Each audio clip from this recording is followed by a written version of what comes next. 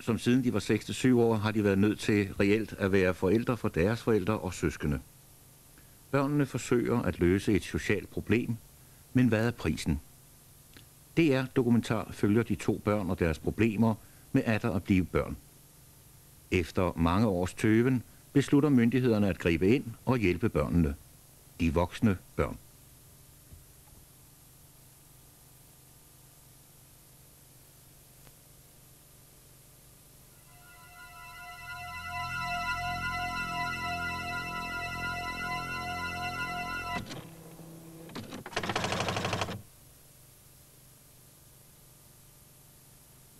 Vi har oplevet en 3-årig pige for eksempel, som viste mænd ind til sin prostituerede mor, lukkede døren op og viste dem vejen til soveværelset. Vi har haft børn, som har overværet deres mors prostitutionsarbejde. Børn, som er blevet låst ind i skabe, mens deres mor har klaret sine forretninger. Og det er klart, at man kan godt vende tingene om og se det fra morens side og sige, jamen havde hun noget valg? Måske låste hun netop barnet inde i skabet, for at barnet ikke skulle se det, der foregik, og på den måde var hun en omsorgsfuld mor.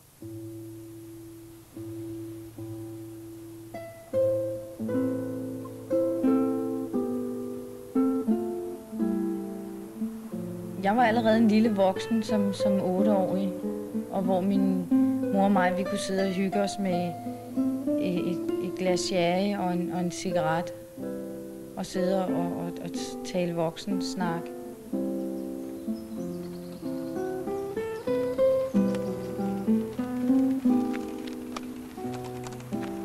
Det startede nok, da jeg var en 5-6 år, hvor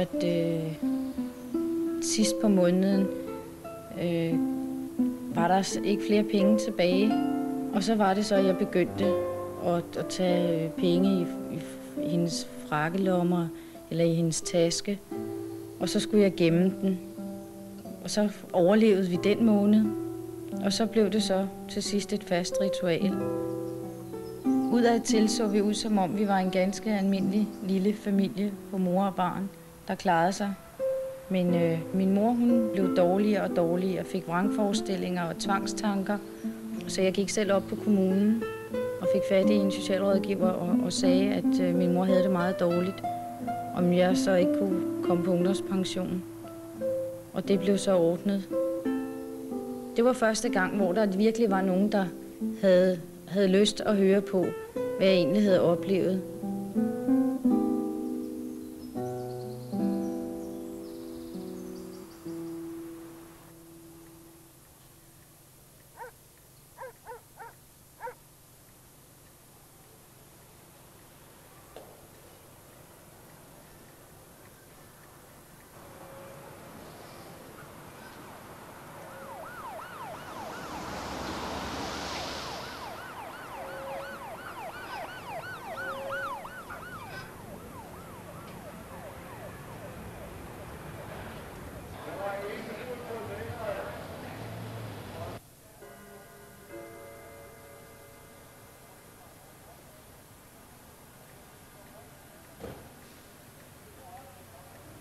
Altså nogle gange, så kom hun ikke hjem om natten, vel? Og der var det lang tid, før jeg falder i søvn, ikke? Fordi jeg ligger og spekulerer. Altså, jeg er urolig for min mor, ikke? Altså, jeg er bange for, at der sker hende noget, ikke? Hvis hun ikke kommer hjem om natten.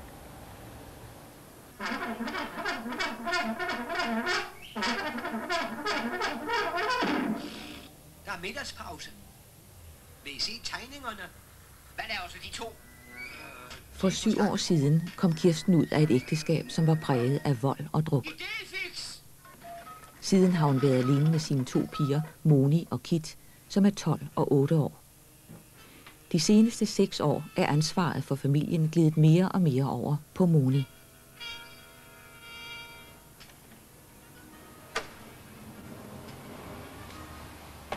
Det var sådan, at hun sagde om morgenen, jamen så er jeg hjemme i dag, ikke? Og så er hun ikke hjemme, vel? Og jeg vidste jo godt, at hun ikke garanteret ikke ville være hjemme, ikke?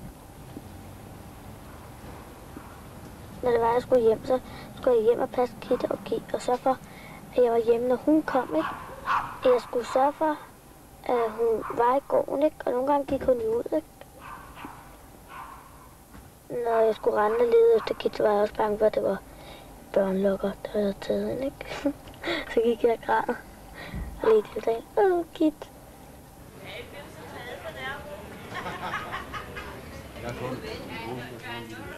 Sig mig ikke til festfarver.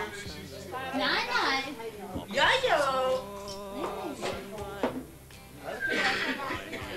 Rolig nu.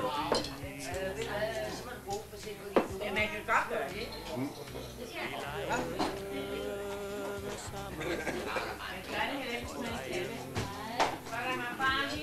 Det var det første gang, jeg var i det var i Italien.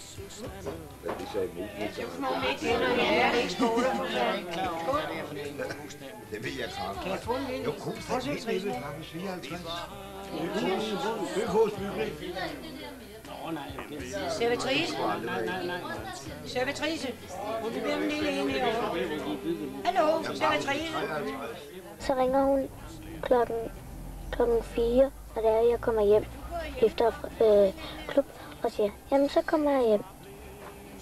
Så går der en time, så ringer hun klokken 5, og siger hun, jamen jeg kommer hjem klokken 5 i stedet for, så laver min mad.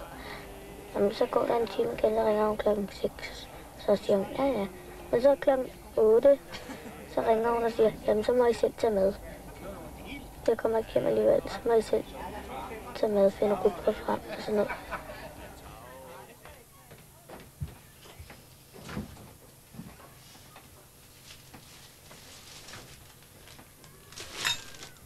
Hvad er du på, Kit? Ostemad.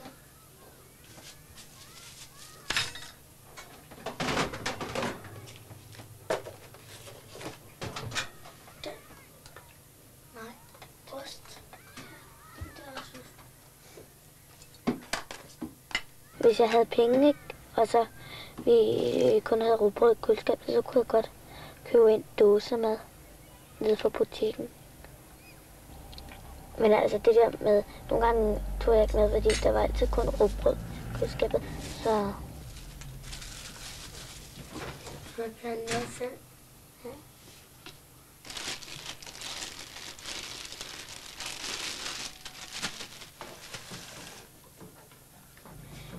Jeg kan ikke holde ud at være i et rådsted. Eller jeg kan ikke fordrage det. Det bedst lige, når det er pænt. Sådan. Jeg vaskede op og vaskede gulv og støvsugede og sådan noget. Det måtte jeg selv om. Der er ikke noget at skulle. Så var det det.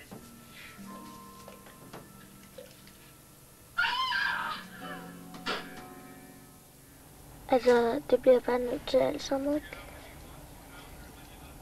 Fordi hun aftalte jo ikke noget med mig. Jo, hun aftalte, at hun ville komme hjem og sådan noget. Og ringede og sagde, nu vil hun komme hjem og aftale, at hun ville lave mad og sådan noget, ikke? Ja, men hun holdt det da ikke.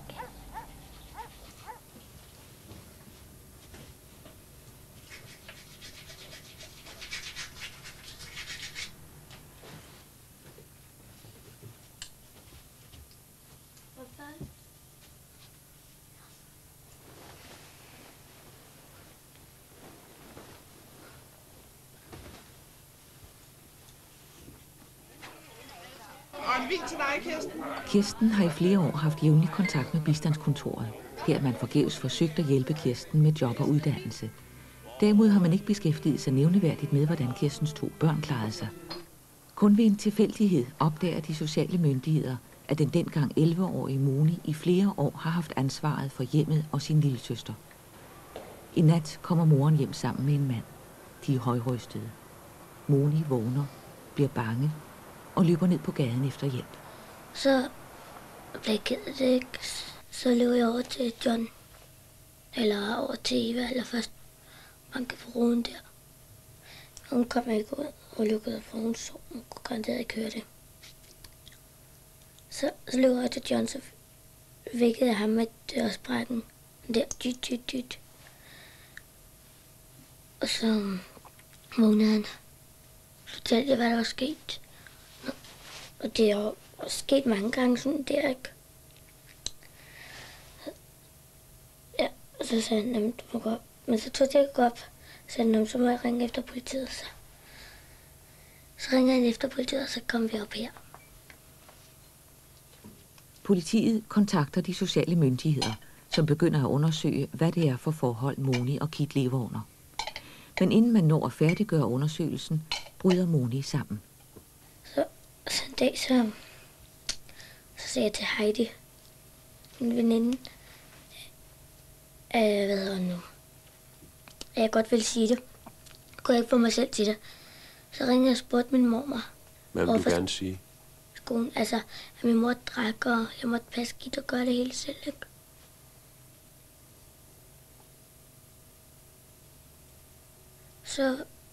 Så lånte jeg, kan ikke huske, hvem jeg lånte 50 øre af, eller 1 krone. Ringede jeg til min mormor og spurgte, om jeg skulle sige det, om det var godt, hvis jeg sagde det. For jeg havde jo været generet før. Hvis Heidi ikke havde været der og hjælpe mig med at sige det, så havde jeg aldrig fået sagt det. For det var hende, der sagde, at det kom til at hjælpe på det hele.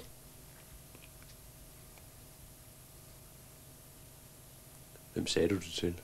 Jeg sagde til mine regnlærer og dansklærer. De var gårdvagter nede i gården.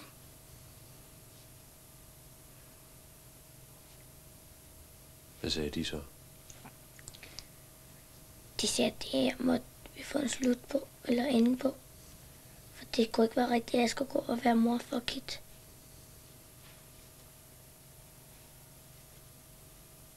Og så har jeg ikke selv fået passet mine lektier og selv komme ud og lege med mine legekammerater. Da Moni først har fået brudt tavsheden, beslutter hun at tage sagen i sin egen hånd. Jeg gad ikke mere. Nu måtte hun passe sig selv. Vi havde også passet os selv hele tiden, ikke? Så flyttede jeg ned til Eva og boede der. Hej, hej. Hej, hej. Ja.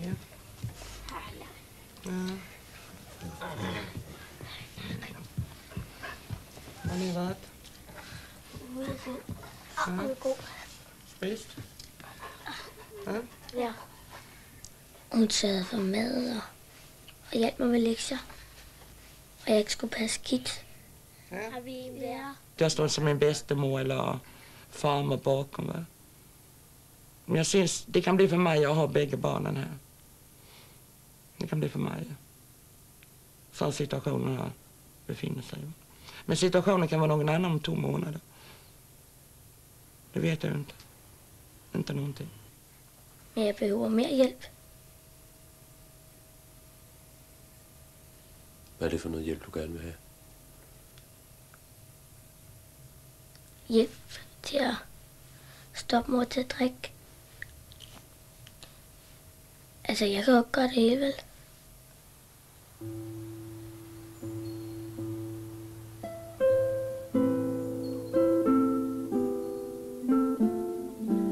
Min mor bliver skilt efter vi får vores lille søster. Der er jeg 8 år. Det vil sige, fra den dag, hvor vi bliver alene, står de største opgaver faktisk hos os 3 piger. Og jeg er den ældste. Det vil sige, at der blev ikke direkte sagt, at jeg skulle tage mig nogle ting, men indirekte, da jeg var den største pige, var jeg nødt til at tage mig af opgaven derhjemme. Det vil sige indkøb og vaske tøj og sørge for, at vi fik mad med, og lillesøster blev hentet fra vuggestuen. Så det er jo klart, at de opgaver, som man forbinder en mor normalt har, dem har hun overladt til os piger. Hun har ingen forpligtelser. Hun er jo, selvom hun er omkring 30 år, er hun jo kun 20 år. Hun ønsker at fortsætte med at drikke, har sluppet alt, hvad der hedder hæmninger og ansvar over for sine børn. Det hun trods alt selv har sat i verden. Nogle år senere forsøger vi at kontakte kommunen, fordi vi synes, det hjemlige arbejde og pres er blevet for stort. Vi opsøger kommunen i håb om, at de vil hjælpe os.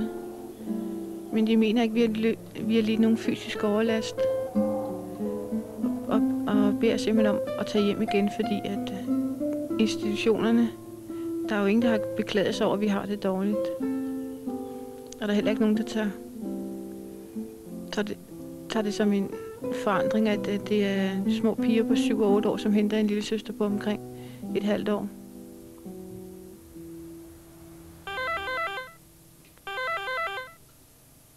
Dette er Tove Krogs automatisk telefonsvarer. Jeg er desværre ikke til stede, men indtal venligst navn og telefonnummer, så ringer jeg tilbage så hurtigt jeg kan. Begynd med klartone hyler. Tak. Jeg kunne huske, da de kørte min mor væk i en ambulance. Hun var kridtet i hovedet, da hun blev kørt væk. Og da hun kom hjem, der havde hun næsten ikke noget hår på hovedet. Fordi de havde skåret hende op herfra, herop til og ned her. Og så det gjorde, at jeg satte 2 klemmer ind i hovedet på hende. Inde på den her blod og forholde den sammen. Og hun kom hjem, hun kunne dårligt nok læse eller noget som helst. Og hun kunne ikke gå. Så efter et år forsvandt, jeg var omkring 6-7 år. Og et år efter hun kom hjem, der kunne min far ikke klare mere. Der flyttede han. Men vi havde stadig kontakt med ham. Der overtog mine søskende min fars plads til at hjælpe min mor. Så efterhånden forsvandt en efter en mine søskende der. Så der kom mig og Eva tilbage. Der var det Eva, der lavede alt sammen. Så jeg vaskede tøj, lavede mad. Hun skulle gå i skole. Det var så meget, hun skulle lave. Så flyttede hun også. Så overtog jeg Evas plads. Men jeg gik bare ikke i skole, fordi det turde jeg ikke.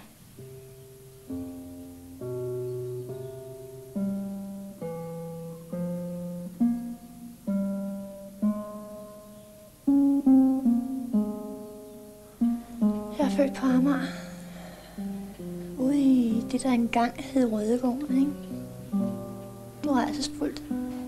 Det var noget med, når du kom hjem fra skole. Så skulle du gå hen til døren, og du nåede 3. sal. Og så vippede du brevkassen lige så forsigtigt. Og så snuste du. Og lugtede der af gas, så gik man igen. Og så gik jeg over til min onkel og sagde til ham, jeg tror helt ærligt, at mor har taget gas igen. Det var ved at blive sådan en helt rutine. Jeg tror nok, at jeg har haft psykiske problemer lige siden jeg var barn. Jeg har været 15-16 år.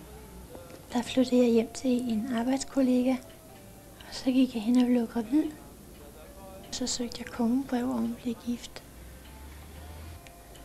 Jeg kom ind i et ægteskab, hvor manden drak. Han var voldelig. Det stod på i 8 år. Så tog jeg mig så sammen, og så blev jeg alene med børnene. 3-4 år var jeg alene med pigerne. Og der rendte jeg så ind i Dennis' far. Så blev jeg gravid med Dennis, og så kørte det bare derudad. Mor? Ja? Jeg går lige op i købmanden, ikke? Hvad skal vi have? Hvad mangler der egentlig derude?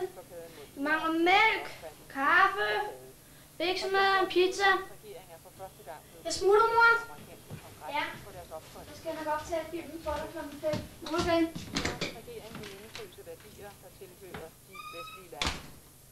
Men han flyttede i hvert fald. Dennis' far. Der var det så Eva, den mindste af mine piger. Hun stod faktisk som husmor, babysitter, bybud. Og så skulle hun også passe sin skole, ikke? Alle de ting tog Eva på sine små skuldre. Samtidig med, at jeg lå inde i min seng. Men det kom til at gå ud over hendes skole. Så Eva, hun var nødt til at stoppe i 8. klasse. hvad hun selvfølgelig var ked af. Men hun følte heller ikke, at hun kunne magte at både passe det derhjemme og så passe sin skole. Det var ligesom lidt svært for hende at klare alt det der. Kunne I ikke få hjælp fra kommunen? Jo, vi fik en hjemmehjælp. Men hjemmehjælpskontoret vurderer, at når børn er så og så gammel, så er der mange ting, at de mener, at børnene godt kan hjælpe til med. Hvor gammel var Eva? 12-13 år. Eva henvender sig til kommunen og beder om at få hjemmehjælp til moren sidst på dagen. Eva forklarer, at hun har svært ved at klare indkøb, madlavning og at passe lillebroren Dennis. Da kommunen ikke kan skaffe en hjemmehjælper, beslutter den da kun 14-årige Eva at flytte. Ja, så begyndte jeg at pleje min mor på den måde, at vaske op og handle ind, sørge for, at der er rent, sørge for, at hun får mad. Så lige meget, hvad det er for noget mad. Hjælpe med at besvimer, til at hun vågen igen, eller gå på apoteket for hende op og handle for så mange ting. Han har været en 8-9 år,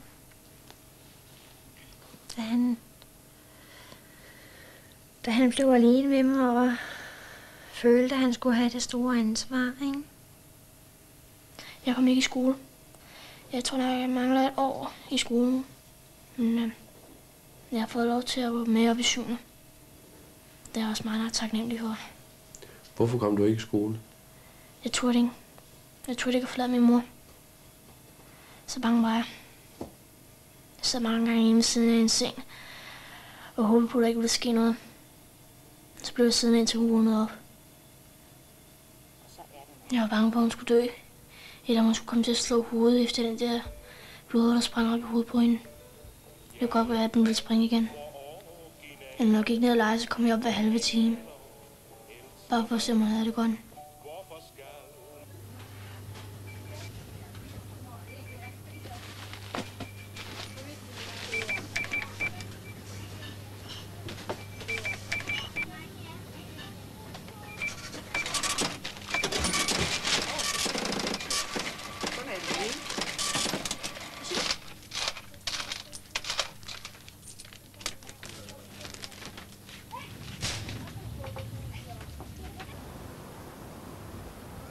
Socialforvaltningen får en indberetning fra Dennis' klasselærer. Anledningen er, at Dennis i flere år har forsømt op til 70 skoledage om året. Klasselæreren skriver i sin indberetning, at Dennis er ansvarlig for sin mor. Han kan ikke klare det. Han er bekymret, træt og kaster op. Han får ikke mulighed for at være barn. Jeg vil ikke indse, at det var et problem. Jeg vil ikke erkende det. Det var noget, jeg skubbede i baggrunden. Vi så også sådan, altså, jamen det går nok. Men det gjorde det selvfølgelig også, men det var den forkerte vej. Det gik ned ad bakke i stedet for, at vi skulle op på toppen.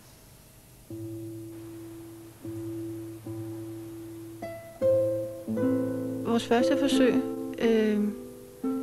på at bede kommunen om hjælp lykkedes ikke. Men vi havde ikke lidt nogen fysisk overlast. Det resulterede i, da vi så kom hjem, og mor fik at vide, at vi havde været op.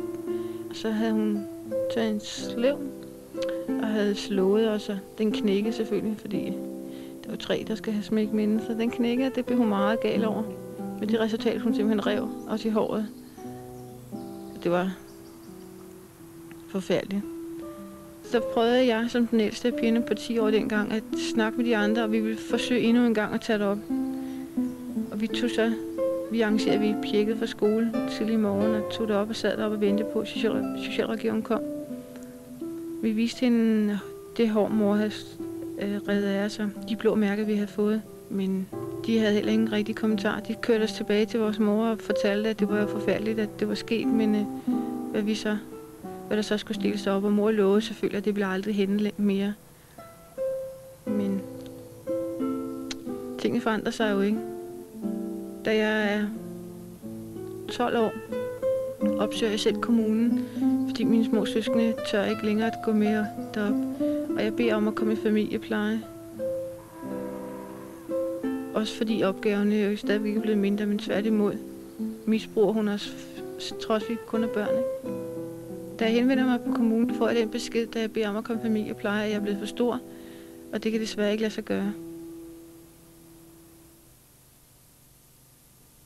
De voksne børn udgør et særligt problem for de sociale myndigheder. Bistandskontorer over hele landet kender til den slags sager.